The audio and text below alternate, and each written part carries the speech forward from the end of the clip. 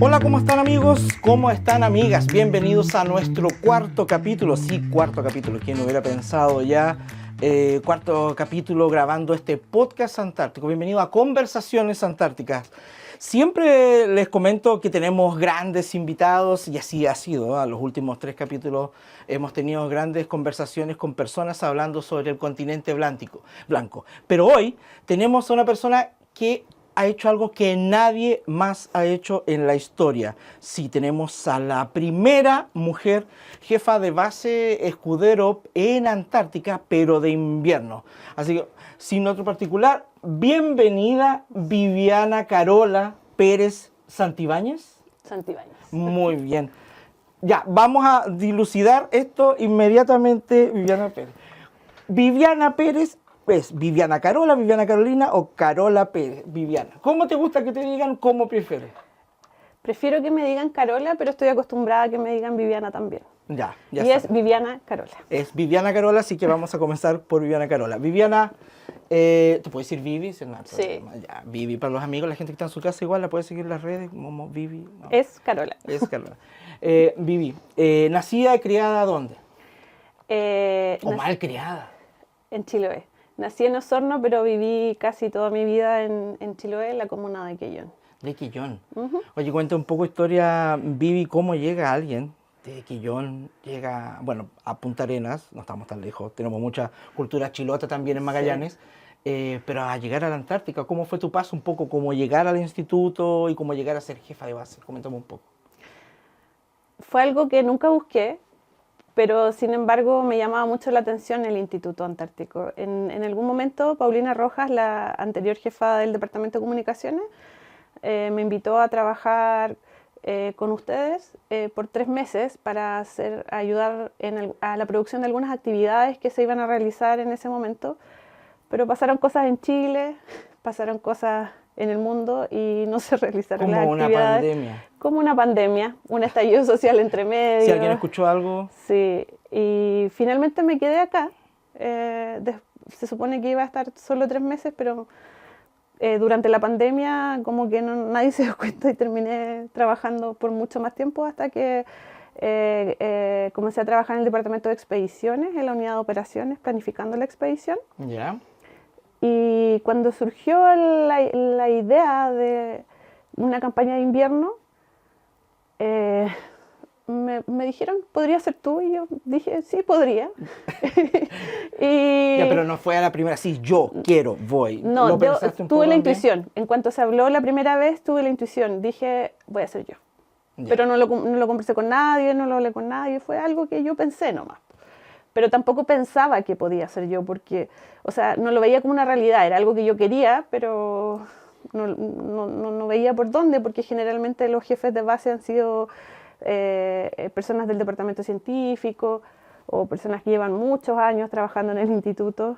Y se lo planteé a mi jefe, a Cristian Toledo, y me dijo que podría ser, que lo iba a ver. Yeah. Y me fui de vacaciones en marzo y de repente me llamaron y me dijeron, tienes que volver, te vas. Y así pasó. Pero antes de llegar, ¿cómo llegaste al departamento de expediciones? O sea, hablaste de planificar una ECA. Los que nos están mirando, las ECAs, por lo menos en el lenguaje del Instituto Antártico Chileno, una ECA es una expedición científica antártica que comienza la de verano en periodo estival, como de noviembre a marzo, con idas y vueltas, muchos viajes en barco y en avión. ¿Cómo es eso, planificar un poco? Porque de afuera se ve un poco caótico, que son muchos viajes. Es caótico. ¿Ya? Es tan caótico como se ve desde fuera. Hay que hacer mucha coordinación entre investigadores, con los barcos, con los aviones, con las personas que van con los investigadores. Hay que hacer la coordinación logística también con otras personas del departamento logístico para que todo coincida y se puedan hacer envíos viajes con personas y regresos. De repente surge que se cancelan aviones. Y eso es parte de... Es muy caótico. Sí, es la parte verdad. de la... Pero al mismo tiempo el hecho de que sea caótico lo hace más interesante, porque todo el tiempo es un desafío. Cuéntame, Cuando llegaste de jefa de base, porque esto es algo, le comenté al inicio, inédito, porque anteriormente el instituto había tenido otras jefas de base, pero nunca había tenido una jefa de base en invierno. También la base, la principal base científica de Chile, que es la base Escudero, que está en Bahía Fields, también había estado abierta en otras oportunidades en invierno, pero este es el primer año que es de forma oficial que Escudero se transforma en una base todo el año. Claro. ¿Ya? ¿Cómo fue eso cuando llegaste? ¿Cuánto tiempo estuviste al inicio? Cuéntame un poquito. Bueno, esta es la quinta vez que voy a la Antártica. ¿Ya? Es... Ya, algo sabía, viví, Sí. no llegó de nada. Sí, si no hubiera ido antes, ni siquiera habría pensado en que podría ser yo la que podría ser jefa de base, porque ya conocía cómo funciona una base, por lo menos en el verano, que también es muy caótico. Pero llegué en marzo, ¿Ya? viajamos el 22 de marzo a la Antártica. Y volvimos aproximadamente el 22 de agosto, que nos embarcamos en el buque Biel y llegamos a Punta Arenas el 6 de septiembre. Ya, harto. Harto, 166, 68 días aproximadamente. Lo tenía anotado. No, yo no lo tenía anotado, acá me lo dijeron cuando llegué. Lo iba anotando en la pared. La verdad es que estaba preparada para estar más tiempo más. ¿Sí? Sí, no es que hubiera querido, el tiempo que estuve fue perfecto, estuvo el momento para salir, estuvo bien, pero entendiendo cómo funciona la Antártica, que a veces, sobre todo en invierno, no existen los medios ni hay tanta facilidad para entrar o para salir, estaba preparada para estar hasta noviembre si hubiera sido necesario. Tengo una pregunta muy importante de cómo es un día a día de Viviana, siendo la jefa de base científica en Escudero. Pero no puedo hacer esta pregunta sin decirte antes que no estuviste sola. También estuviste con una gran persona, un gran funcionario de INACH, un logístico. Coméntame con quién estuviste. Eso es algo súper importante y quiero destacarlo porque creo que el haber estado con esta persona facilitó mucho todas mis funciones en la Antártica. Vamos a decir el nombre de la persona.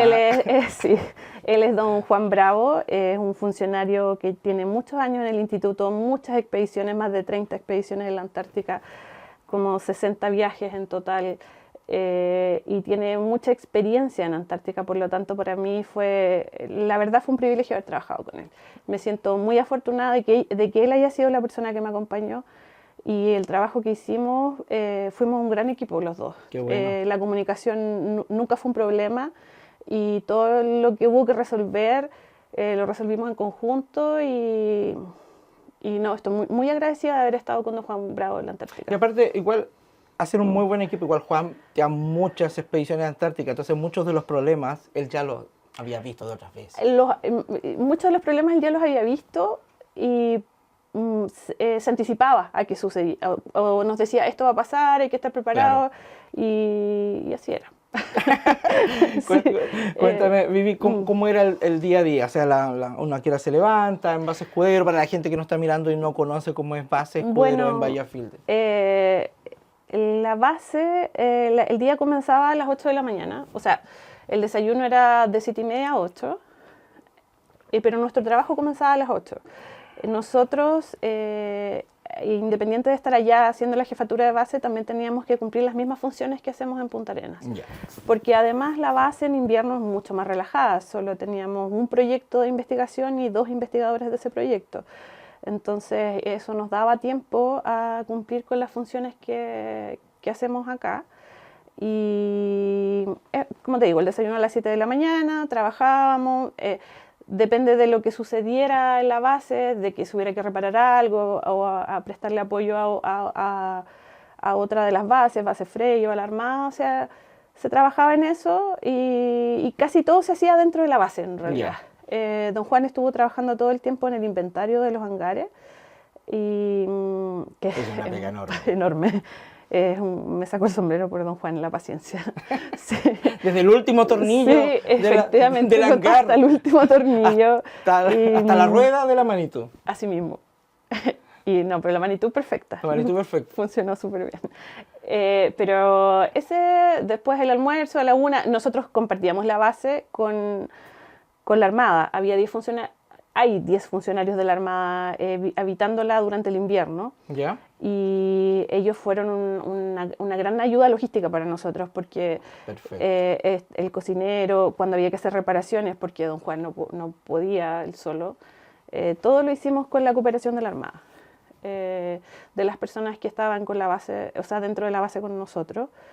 Y si había que darle apoyo a los investigadores, se lo dábamos.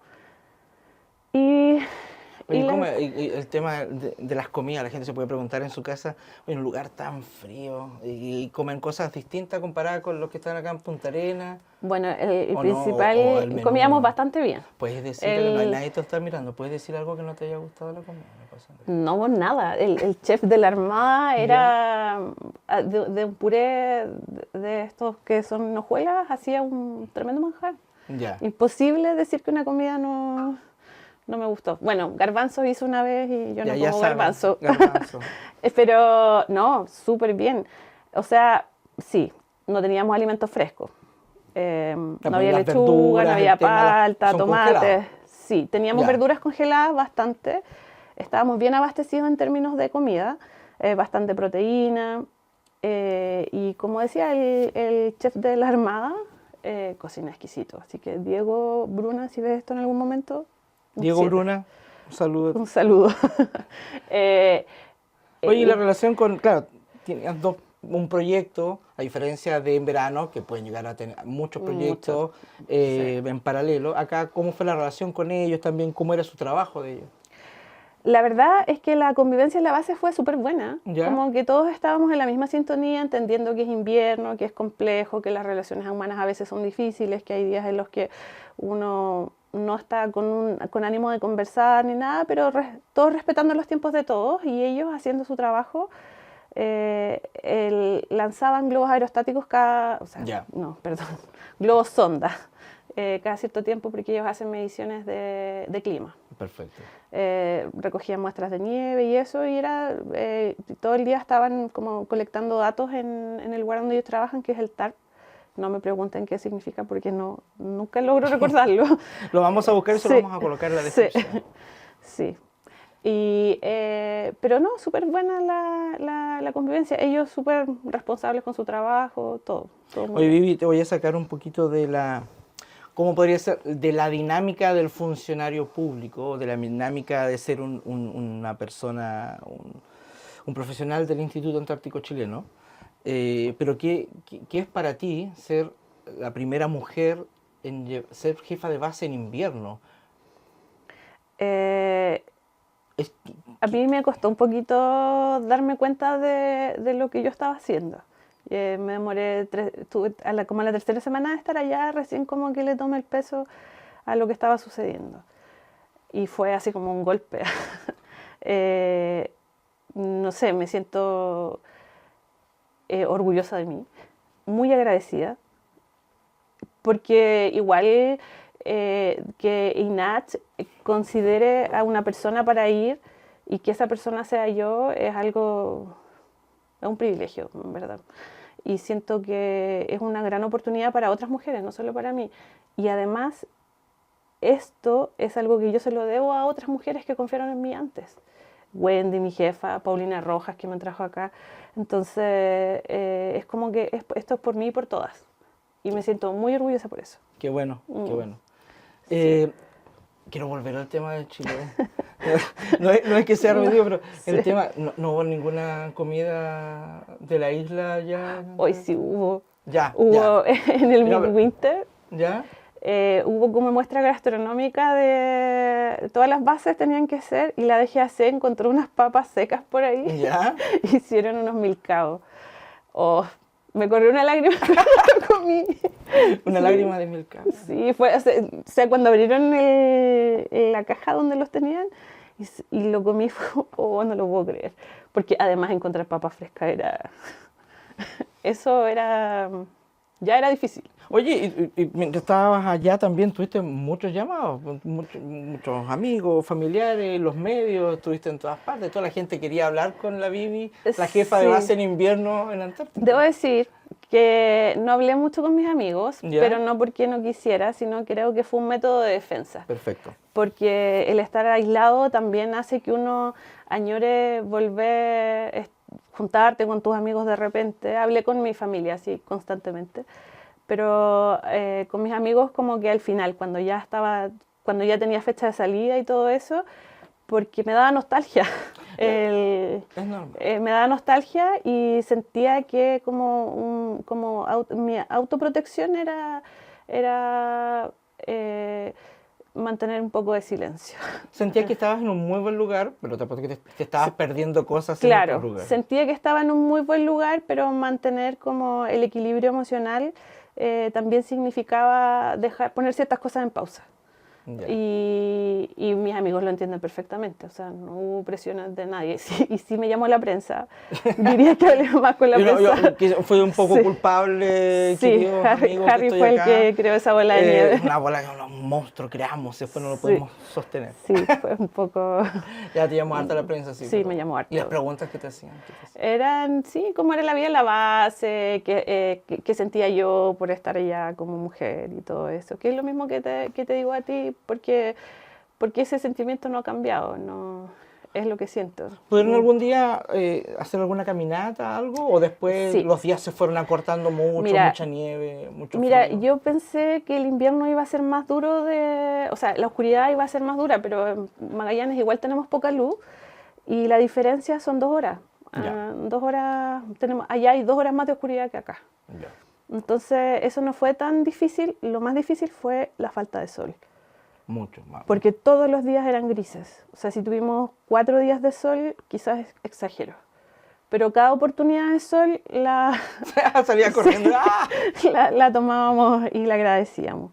Sí, fuimos a hacer unas caminatas por ahí con la gente de la Armada que nos acompañó. O la gente de la DGAC en otro momento, grandes amigos allá. Porque Fildes en invierno o nevado o más escarchado es otro panorama. Es completamente distinto al verano. Además es que es muy peligroso porque está congelado. Claro. Está el suelo congelado y es una pista de patinaje, entonces hay que caminar con mucho cuidado. Los peligros, las caídas fueron una constante. Qué bueno. Oye, Vivi, me gustaría que, no sé, ahí a cámara, podrías darle algún mensaje a las mujeres que están viendo este podcast. Sí, que nunca dejen de creer. Que eso que pensaron de niñas que podía pasar, pasa, pero hay que confiar porque la vida a veces te hace retroceder y tú crees que todo se derrumba, pero no. La vida sigue y uno lo logra. Qué bueno. Muchas gracias, Vivi, Gracias a por ti. venir a este espacio y por estar en este Gracias a cuarto ustedes. capítulo ya de podcast de Conversaciones Antárticas. Muy bien, amigos, gracias por estar mirando este podcast y los esperamos en otro, ya en el cuarto. Vamos a ver si viene un quinto, vamos a ver si me dan la oportunidad de hacer un quinto capítulo. Muchas gracias, nos vemos. Chao.